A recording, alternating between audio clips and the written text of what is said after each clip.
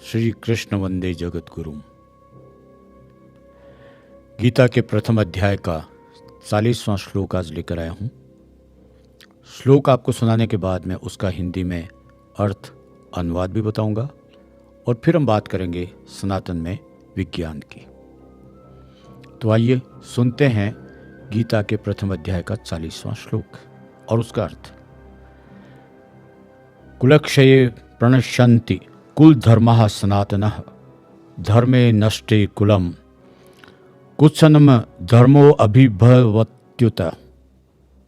कुल का क्षय होने पर सदा से चलते आए कुल धर्म नष्ट हो जाते हैं और धर्म का नाश होने पर बचे हुए संपूर्ण कुल को अधर्म दबा लेता है।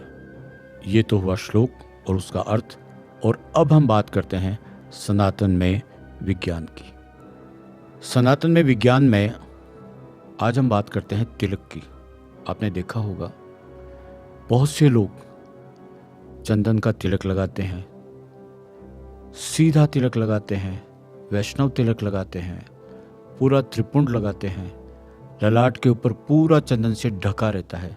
मतलब कहने का अपने अपने पंथ, अपने अपने लाइकिंग के हिसाब से लोग तिलक लगाते हैं, शादी ब्याह में भी लगाते हैं और बहुत प्यार करते हैं उस तिलक को, उसको सभी लगवाना चाहते हैं। और जैसा कि मैंने कहा, सनातन में हर बात मानव जाति के लाभ की होती है। वो रीति रिवाज में ढाल दी गई है, धार्मिक नाम से कर दी गई है, लेकिन उद्देश्य उसका मानव जाति का लाभ है। अब आप कहेंगे कि तिलक में क्या लाभ है? जी हाँ, ये जो भौं के बीच में जो स्थान है, इसे तृतीय नेत्र चक्र कहा जाता है। शरीर में 7 चक्र होते हैं, उसमें से ये जो जगह है जहाँ तिलक लगाते हैं, इसे तृतीय नेत्र चक्र कहा जाता है।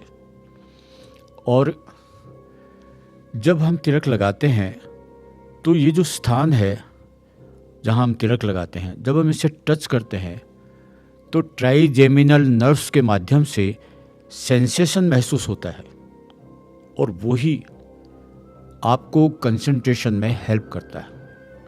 ट्राइजेमिनल नर्व्स के माध्यम से सेंसेशन जो क्रिएट होता है वो आपके कंसंट्रेशन को बहुत बढ़ाता है और इसका जो नर्वस सिस्टम होता है उस पर भी असर होता है।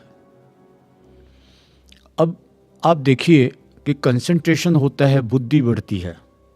बुद्धि की बात पर मैं आपको एक छोटी सी बात बताता हूँ। जापान में एक देवी है जिसे गॉडेस ऑफ विजडम कहा जाता है।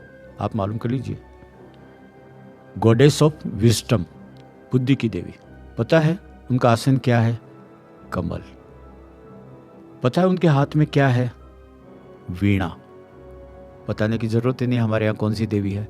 सरस्वती, जो विद्या देती है, बुद्धि देती है। तो पूरी दुनिया में सनातन रहा है, उसे खत्म किया गया है, अब भी किया जा रहा है, लेकिन सनातन नाम ऐसा है जो था, है और रहेगा। आप अपने घर में रामायण या गीता लाइए, बच्चों को पढ़ने को दीजिए। अगर उनका इंटरेस्ट है तो वो इन पुरानी चीज़ों को जो मानवता के काम की है, हो सकता है मानव जाति के काम आए। आपका लाभ ही लाभ है, उसमें कोई नुकसान नहीं है। लाकर तो देखिए रामायण और भगवत गीता।